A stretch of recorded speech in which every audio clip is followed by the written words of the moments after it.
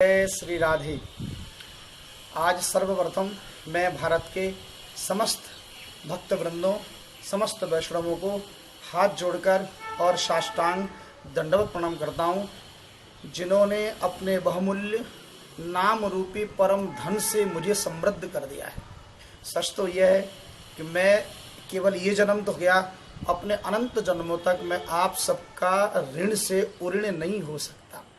मुझे नहीं पता था कि इतना उत्साह लोगों में नाम के प्रति, इतनी निष्ठा और इतना दृढ़ विश्वास देखने को मिलेगा, क्योंकि मैंने तो कहा था कि 540 बार हरे कृष्ण महामंत्र लिखकर भेजें, तो सोचा 2 4 10 20 लोग भेजेंगे, किंतु प्रतिदिन लगभग 40 से 50 लोग हरे कृष्ण महामंत्र लिखकर भेज रहे हैं। और 540 बार में लगभग 5 माला होते हैं और एक माला में 1728 बार नाम का जाप हो जाता है, मानसिक रूप से भी और तन से भी। और इस हिसाब से 1728 में अगर हम 5 का गुणा करें तो 8640, यानी एक भक्त मुझे 8640 बार नाम प्रेषित कर रहे हैं। इस हिसाब से प्रतिदिन लगभग 4 से 5 लाख नाम मेरे पास आ रहे हैं।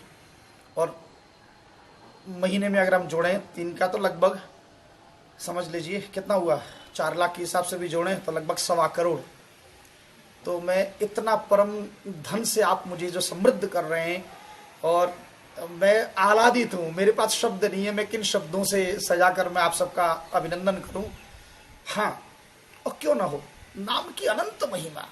आज की ये वीडियो में विशेष रूप से उन भक्तों के लिए जो मुझे 540 नाम प्रेषित कर रहे हैं, उनका ही कहना महाराज श्री, क्या नाम हम एक आसन पर बैठ के जपें अथवा लिखें तो क्या हम लाल स्याही से लिखें अथवा हम किसी नीले पेन से लिखें, अथवा हम नाम जपें जो नाम मंत्र हमें कामना विशेष की पूर्ति के लिए मिलता है, उस नाम को हम कैसे जपें? क्या हम एक आसन पर बैठ के जपें? क्योंकि जैसा कि मैंने कहा 3 घंटा 35 मिनट जपना अनिवार्य है। बहुत से लोग शिकायत करते हैं, हम 10 साल से 20 साल से हरिनाम का आश्रय ले रहे हैं पर हमारा दुख तो अभी तक दूर नहीं हुआ। तो मैं कहता हूं यह एक यूनिवर्सल फॉल्स सेंटेंस है, जैसे बोलते ना यूनिवर्सल ट्रुथ सेंटेंस होते हैं ना, सार्वजनिक जो सर्वदा सत्य होता है, बिल्कुल ऐसे ही सर्वदा झूठ है। यदि हम ये कहें कि ये अमुक भक्त दुखी है तो ये उतना ही झूठ है जितना हम ये कहें कि एक वृद्धा बचपन में मर गई। क्योंकि अगर वृद्धा है तो बचपन में मरेगी नहीं, और अगर बचपन में मरी है तो वृद्धा नहीं। ठीक उसी प्रकार अगर भक्त है तो वो दुखी नहीं हो सकता, और अगर वो दुखी है तो भक्त नहीं हो सकता। कहीं ना कुछ गड़बड़ है, तो वो गड़बड़ी कहाँ हो रही है, आज उसी को बताने के लिए मैं उपस्थित हूँ। जो लोग ये कहते हैं कि नाम किसी भी स्थिति में हम जपें, क्या उसका फल मिलेगा? अवश्य मिलेगा। श्रीमद् भागवत में वर्णन है, सांकेत्यम परिहास्यम स्तवम हेलन में बवा, संकेत में गिरते पड़ते किसी भी स्थिति में नाम जपें, नाम का फल तो मिलेगा। नाम तो सदैव भाय कुभाय अनख आलसहु, नाम जपत मंगल दिशि दसहु, नाम जप का फल मंगल होगा, ये निश्चित बात है। हमारे पापों का क्षय होगा, बिल्कुल ध्रुव सत्य है, इसमें कोई असत्य नहीं है। किंतु मेरे भाई, मोक्ष मिलेगा इसमें शंका है। इससे बड़ा उदाहरण अजामिल को ले लीजिए। अजामिल ने अनजाने में नारायण नारायण जो पुकारा, अपने पुत्र को पुकारा, मृत्यु के समय यमदूतों को देखकर भयभीत हो गया और नारायण, तो क्या अजामिल को मोक्ष मिल गया? बिल्कुल नहीं मिला। अजामिल को मोक्ष नहीं मिला। हाँ, अजामिल के मुख से नाम निकला तो उस समय भगवान विष्णु के 2 पार्षद आए और उन्होंने यमदूतों को वहां से फटकार कर निकाल दिया। हाँ, 88 साल की उम्र में अजामिल को प्राण दान मिल गया और भगवान विष्णु के पार्षद भी चले गए, उसको छोड़कर लेकर नहीं गए, यमदूत भी चले गए। और कन्नौज में रहता था यह अजामिल, और कन्नौज से 88 वर्ष की आयु में इसी हरिद्वार में आए। इसी गंगा तट पर उन्होंने साधना की और 12 वर्ष उन्होंने गंगा जल का पान करते हुए, संतों का दिव्य सत्संग करते हुए, और तब गुरु के माध्यम से श्रवण करके उन्होंने विधि विधान से जप किया, तब जाकर वो मोक्ष के अधिकारी बने। तो विधि का पालन करना पड़ेगा, हमें भी विधि का पालन करना होगा। यदि कोई अपने तन मन अथवा किसी भी प्रकार की कामना से पीड़ित हो, यद्यपि भगवत नाम का आश्रय कामनाओं की पूर्ति के लिए नहीं किया जाना चाहिए। श्री चैतन्य चरितामृत में आदेश है कहो बोले नाम होइते হয় পাপ ক্ষয়, कहो बोले नाम होइते जीवेर मोक्ष होय। है कह रहे हैं कि कोई कहता है नाम से पापों का क्षय होता है और कोई कहता है नाम से मोक्ष प्राप्त होता है। किंतु हरिदास क्या कह रहे हैं, जो 3 लाख नाम जपने वाले हरिदास ठाकुर, उनका क्या कहना है, हरिदास कहेन नामेर এই দুই ফল নাই, नामेर फले कृष्ण पदे प्रेम उपजय। ये दोनों फल नहीं है। अरे नाम से तो भगवान श्री कृष्ण के चरणों में अनन्य प्रेम रस स्फुटित होता है। भगवान के प्रति ऐसा अनुराग कि भगवान को वश में कर ले और हमें भगवान के चरणों तक पहुंचा देता है। उनकी दिव्य गोद की सन्निधि प्राप्त हो जाती है, उनकी सेवकाई मिल जाती है नाम से तो। किंतु जो भक्त बेचारा कली कलमश में फंसा हो, कली कलुषित भावनाओं से ग्रसित हो, जो रोग से, शोक से, पीड़ा से व्यथित हो और इलाज करा के, अस्पतालों का चक्कर करा के, कोर्ट कचहरी का चक्कर लगा के, थाने का चक्कर लगा के थक गया हो, बेचारा क्या करे, भजन में मन कैसे लगाएगा। उस व्यक्ति का मन अस्थिर है, पेट में आग लगी हो, उसे राम राम बोलो, क्या बोलेगा।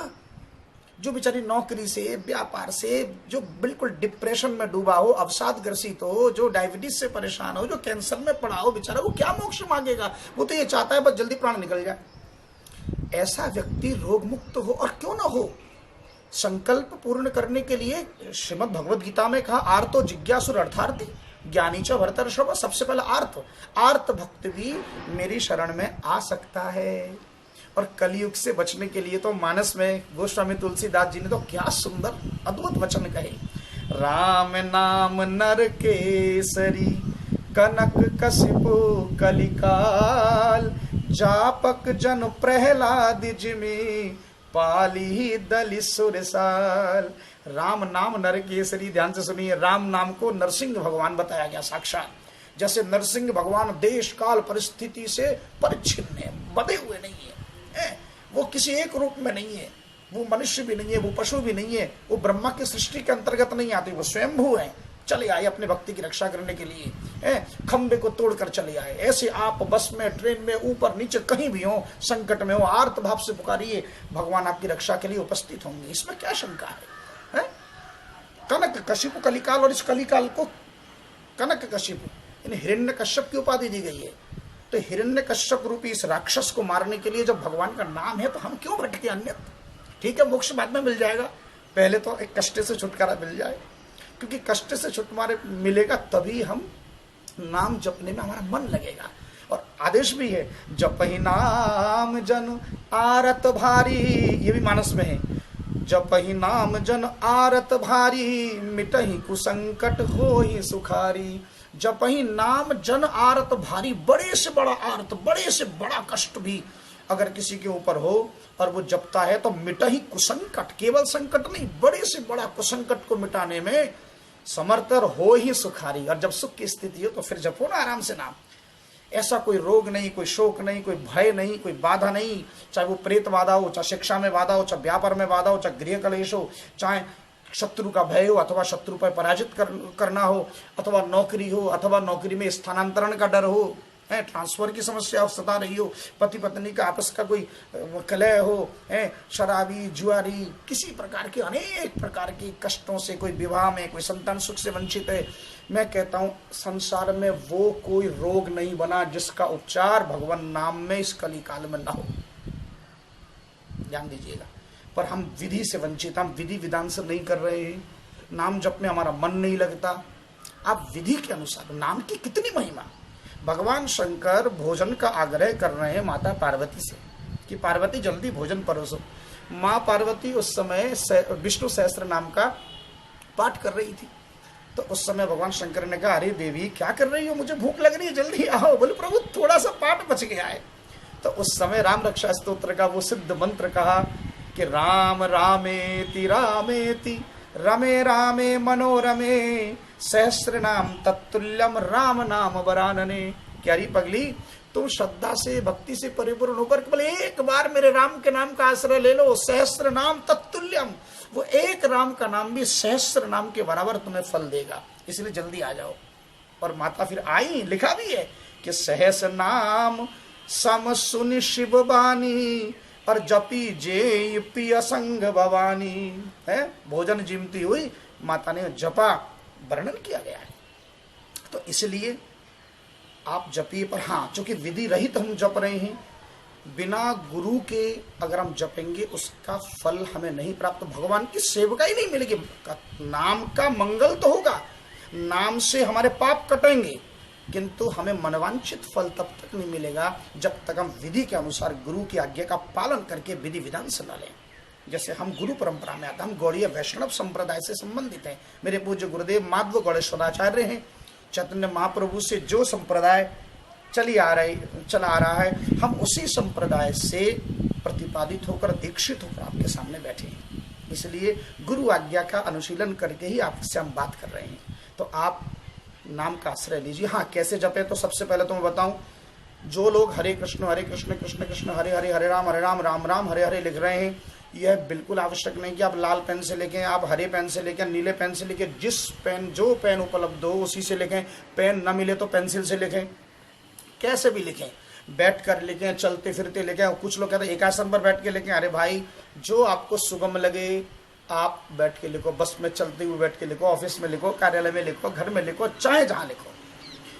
भेजा कैसे? आपको डाक से भेजने की आवश्यकता नहीं है। व्हाट्सएप पर आप उसकी या तो वीडियो बना लीजिए, छोटा सा 20 सेकंड का, पन्ना पलट के दिखा दीजिए। और अगर नहीं है तो आप 15-20 पेज होते हैं, उनको आप व्हाट्सएप पर फोटो खींच के स्कैन करके भेज दीजिए, बस। और अब जपें कैसे? तो मैं उसके लिए मैं नाम उपचार की पंचामृत विधि, जिसको मैंने नाम दिया पंचामृत विधि, संक्षिप्त में बता रहा हूँ। वैसे मैंने पूर्व में बताया है। पंचामृत माने देखिए 1 2 3 4 5। सबसे पहले विधि और निषेध। तो विधि क्या है? संक्षिप्त में सुन लीजिए सब लोग। विधि का मतलब है चलते फिरते, उठते बैठते, सोते जगते। यह आवश्यक नहीं कि एक आसन पर बैठ के जपें। आप ब्रह्म मुहूर्त में आधा घंटा जप लें, दोपहर को जप लें, शाम को जप लें, रात्रि में जप लें। कुल मिलाकर 3 घंटा 35 मिनट का समय होना चाहिए। ये 3 घंटा का 35 मिनट का रहस्य क्या है? जो नाम जपते हैं उन्हीं को बताते हैं, सबको बताने के लिए हमें आदेश नहीं है। इसका रहस्य, ये हमारे गुरु प्रदत्त रहस्य, ये हम उसी को बताते हैं कि 3 घंटा 35 मिनट जपना अनिवार्य क्यों है, नंबर 1। और निषेध क्या है? कली के जो निषेध हैं, दूतमपानम, स्त्री सुना अर्थात जुआ, शराब, व्यभिचार, हिंसा, ईर्षा, ये सब छोड़ देना होगा। यहाँ तक कि मांस, मदिरा, प्याज, लहसुन, इन सब का सेवन छोड़कर जपेंगे तभी फल प्राप्त होगा, अन्यथा आप मुझे नाम न भेजें। स्पष्ट बता रहा हूँ। ये 2 हटा दिया, अब बचे 3। नंबर 1 गुरुभाव। सबसे पहले गुरु के मुख से विधि विधान से श्रवण कीजिए। गुरुभाव का तात्पर्य है उनके प्रति गुरुभाव रखना। कभी गुरुदेव मिले उनको साष्टांग प्रणाम करें, गुरुदेव के बगल में न बैठें, और गुरुदेव से कभी बहस न करें, किसी विषय को लेकर तर्क वितर्क न करें। गुरु ने जो कहा, गुरु आज्ञा का पालन तत्काल होना चाहिए, जैसे हनुमान जी ने किया। लंका से सुखेन वैद्य आया और कहा कि द्रोणाचल पर्वत से ये संजीवनी बूटी चाहिए। हनुमान जी ने ये नहीं पूछा कितनी बूटी चाहिए, कैसा बूटी चाहिए, कुछ नहीं, बस गए और पूरा पहाड़ ले आए। आजकल गुरुदेव कहे बेटा थोड़ा जल लाना। गुरुजी जल पीने के लिए लाऊं या धोने के लिए लाऊं? अच्छा बेटा पीने के लिए। गुरुजी मैं कांच के गिलास में लाऊं, स्टील के गिलास में लाऊं? बेटा स्टील में ले। गुरुजी मैं नल का पानी लाऊं, कुएं से लाऊं? गुरुजी बोले रहने दे बेटा, मैं खुद ही ले लूंगा। तो जब इतने प्रश्न तर्क वितर्क किए जाते हैं, ये गुरु आज्ञा नहीं है। गुरु आज्ञा गुरु के मुख से निकला और शिष्य अपने विवेक का प्रयोग करके उस कार्य को बढ़ा चढ़ा कर दे, ये है गुरु आज्ञा। तो ये गुरु भाव है, जैसा हम बोलें उसको वैसा ही आप जप। नंबर 2 इष्ट भाव। प्रत्येक का पंचदेव में से किसी को इष्ट बना लीजिए। भगवान श्री राम, श्री कृष्ण पूर्ण ब्रह्म है, कृष्णस्तु भगवान स्वयं, मैं पूर्व में कह चुका हूँ। हाँ, किंतु भगवान ब्रह्मा विष्णु महेश, तो भगवान शंकर, माँ भगवती पार्वती और गणपति और भगवान सूर्य और विष्णु, ये पंचदेव हैं। इनमें से भी अगर किसी को कोई इष्ट रूप मानकर करता हो तो बलिहारी आप करें। जो नाम दिया जाए वो उस पूर्ण ब्रह्म का नाम है, कृष्ण का ही नाम है। आप अपने इष्ट का ध्यान करके नाम जपें।